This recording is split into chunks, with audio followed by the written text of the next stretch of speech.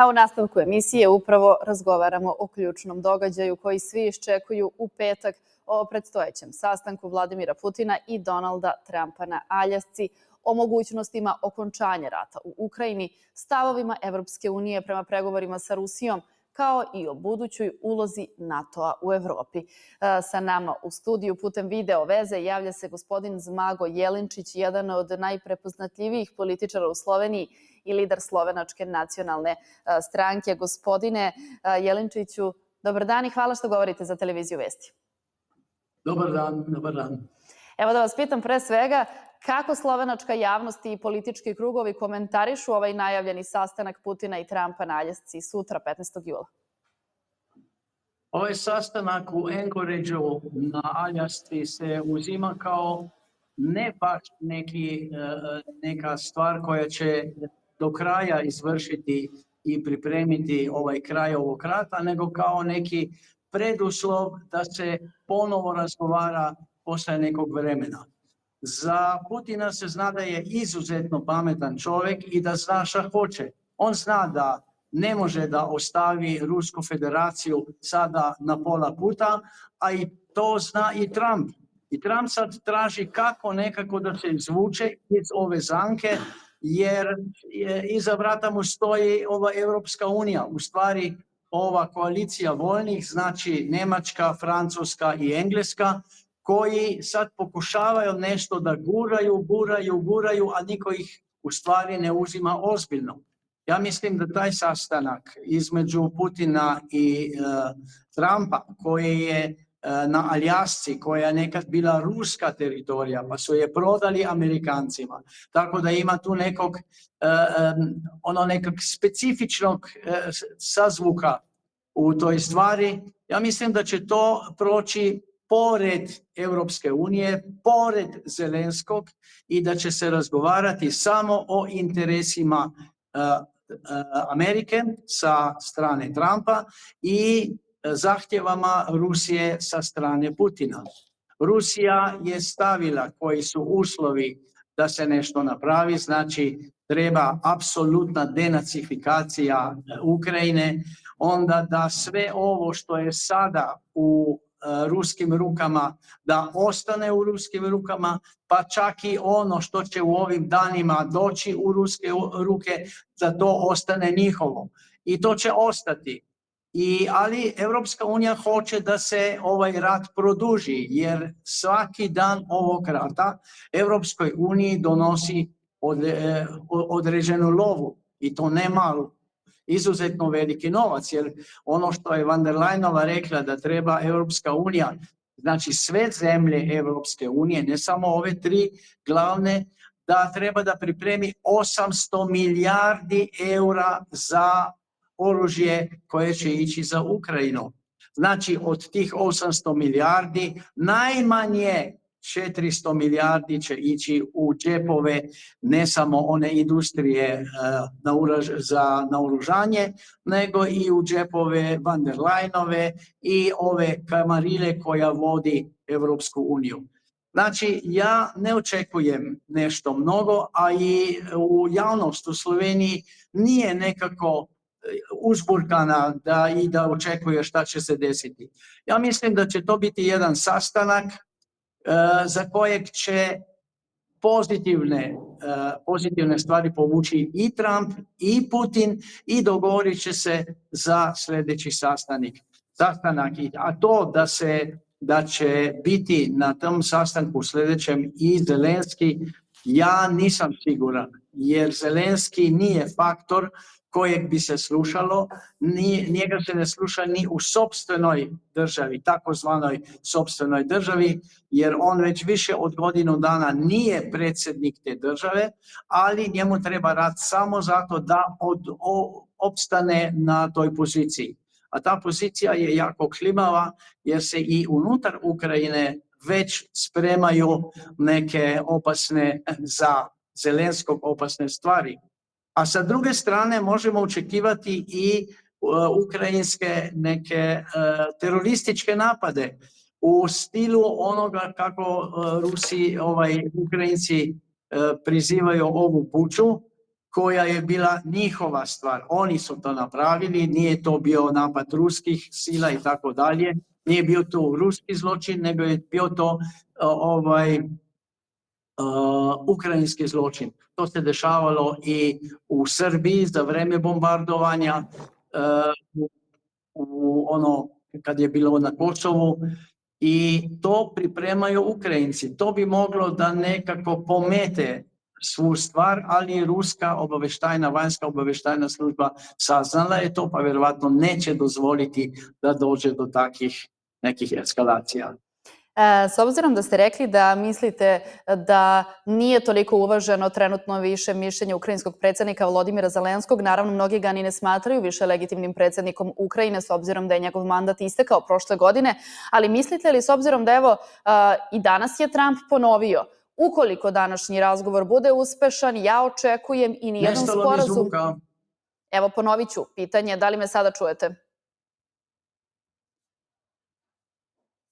Gospodine Jelinčiću, da li se sada čujemo? Sada se čujemo, da. Evo, ponovit ću pitanje. S obzirom da mnogi smatraju da Zelenski nije legitimni predsjednik Ukrajine i da se njegovo mišljenje ne uvažava, Trump je danas ponovio da neće biti potpisani nikakvi sporazumi, već da on očekuje da će biti trilateralni sastanak uskoro održan na relaciji Putin-Zelenski-Trump. Da li mislite da će te onda makar simbolično biti održano da bude rečeno kako ukrajinska strana ipak donekle jeste odlučivala o nečemu?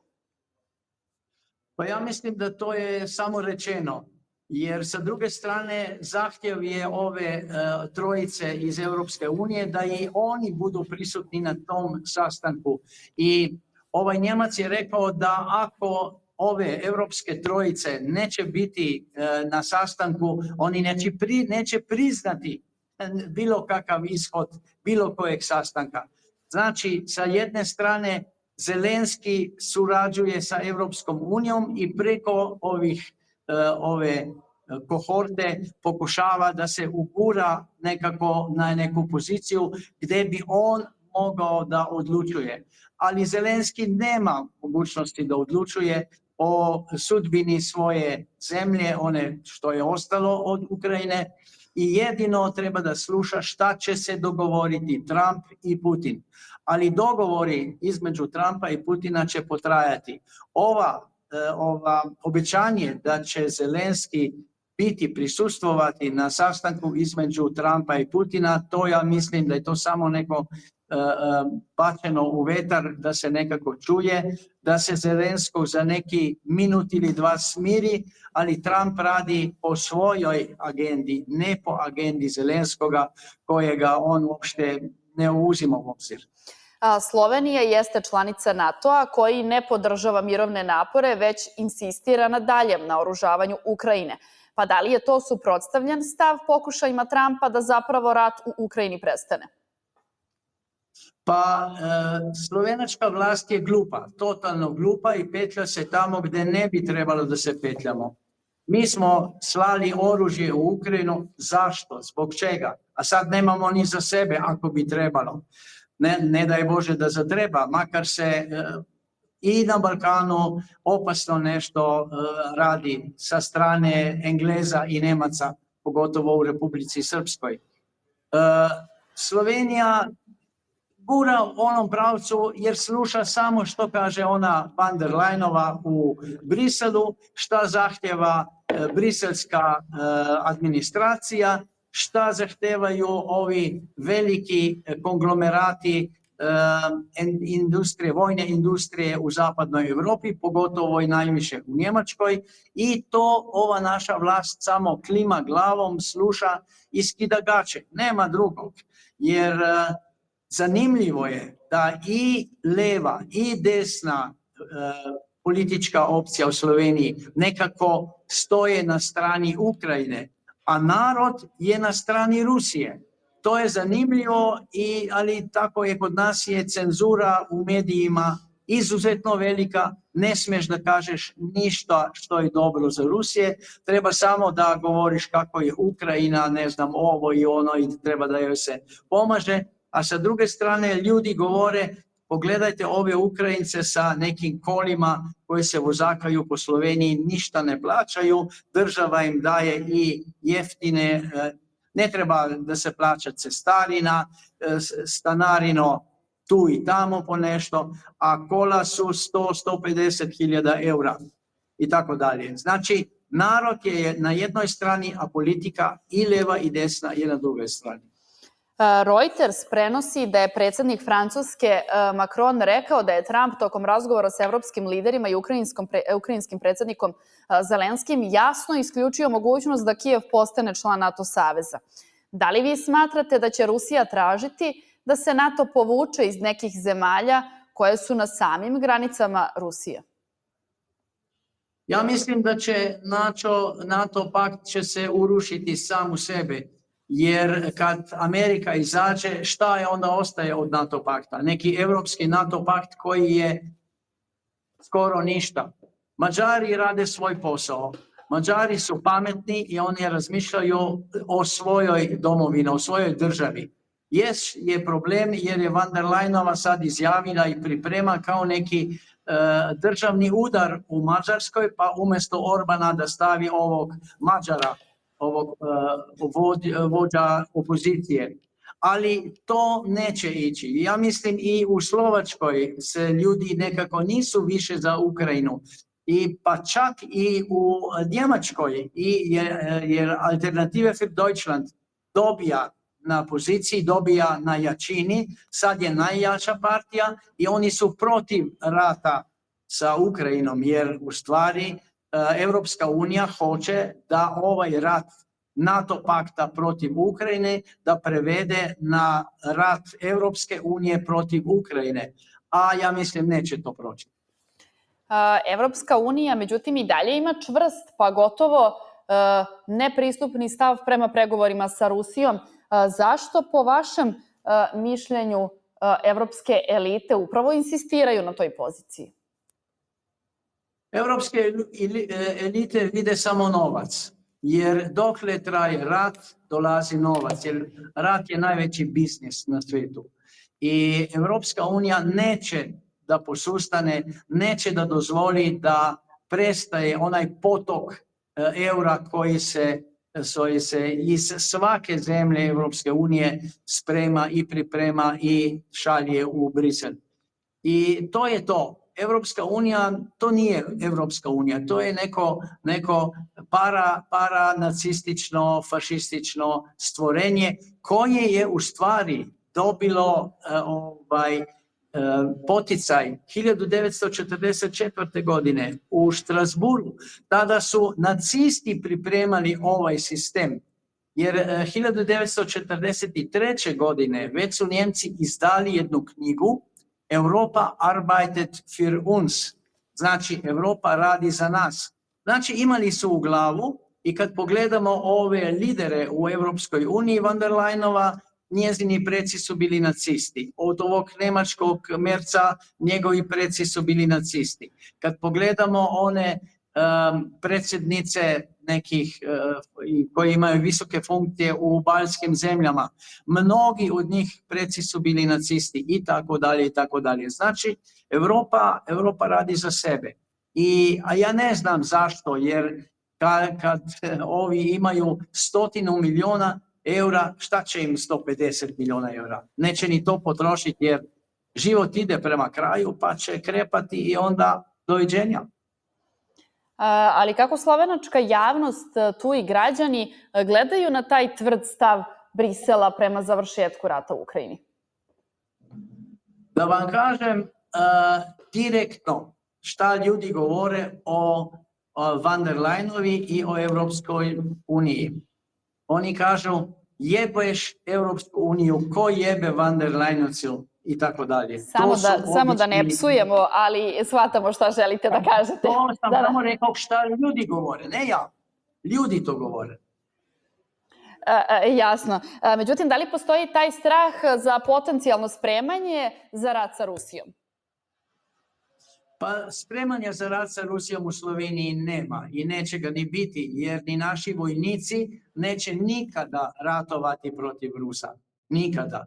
Jer da nam komanduje neki njemački general koji je pre 45 i nekoliko godina napao Sloveniju i slao naše ljude u Dachau, pa u Mauthausen i tako dalje, pa da nam sad on komanduje da mi napadnemo Ruse koji su u stvari, kad je Crvena armija oslobodila veliki dio Jugoslavije pa i Slovenije. To ne dolazi u obzir. A šta mislite, da li neki potencijalni geostrateški dogovor Trumpa i Putina, da li može da donese neke značajne promene Evropskoj uniji, uopšte koje bi to promene mogle biti ako postoje? Ovaj dogovor će biti jako bitan na tom području. Kakav će biti kasnije odnos između Amerike i Europske unije s jedne strane i Rusije i Europske unije sa druge strane. Rusi znaju Europsku uniju izuzetno dobro, znaju, imaju sve podatke, znaju ko kako diše i šta radi i jedino je to pitanje šta će Trump da kaže ovim europskim vrhunskim, da kažem, političarima. Ja mislim da pokazalo se da Trump baš ne uzima u obzir europsko razmišljanje. To se vidjelo sada kad je bio ovaj dogovor između van der Leyenove i Amerike, gdje je Europa dobila 15% carine na sav izvoz u Ameriku, a sve što se iz Amerike uvozi u Europu nema carine. Znači, to je bio takav šamar. To je bio takav šamar ovoj van der Leyenovi i Europskoj uniji da bi odmah trebalo da se prestane sve, pa da se raspadne, pa idemo svak na svoje. A ako bi se rat u Ukrajini završio pobedom Rusije, bilo to diplomatski ili bilo u vojnom smislu, kakvu ulogu bi NATO imao onda u budućoj bezbednosnoj arhitekturi Evrope? Ja mislim da Ukrajina će nestati i Rusija će pobediti u Ukrajini, a u Europi će doći do loma Europske unije, do loma onog dela NATO pakta koji će još da opstane. Pogotovo će doći verovatno i do unutrašnjih nekih, možda čak i nekih lokalnih ratova unutar zemalja, pogotovo jer Europa je u velikim škripcima. Migranti su, ima ih izuzetno mnogo, preuzeli su izuzetno mnogo bitnih pozicija. Pogledajte, Engleska ima otprilike 50% Engleske je u stvari, da tako kažemo, u rukama muslimana. Onda kad je ovaj kralj Karlo rekao da je i on musliman i da je, pa pogotovo kad je i šef Engleske musliman, pa i gradonačelnik Londona je musliman, pa da ne nabrajam. I u Francuskoj isto, ali Macron i lijeva polutka politička, oni svi pomažu Macrona jer se plaše da bi došla da Front National, da bi oni ušli u parlament, da bi oni preuzeli vlast, jer onda bi se okrenulo 100% na 180 stepeni. A ja mislim da Francuzi imaju isto vrh glave ovog rata u Ukrajini, u Njemačkoj isto tako. Sad vidjet ćemo Poljaci opet, Poljaci makar su protiv Rusa, nisu za Ukrajince. Poljaci samo razmišljaju kako da jedan dio Ukrajine uzmu u okrug svoje države. To je ono što razmišljaju. Onda Ukrajina sa Mađarima ima probleme, jer Ukrajinci uzimaju mađarsku manjinu i teraju ih u rat. Čak jer neki ne idu pa ih ubiju i tako dalje. Zbog toga nije to jednostavna stvar. Ukrajinci su, ja ne znam, ukrajinska država se raspada, a ova vlast ukrajinska, ima predznak nacizma i satanizma.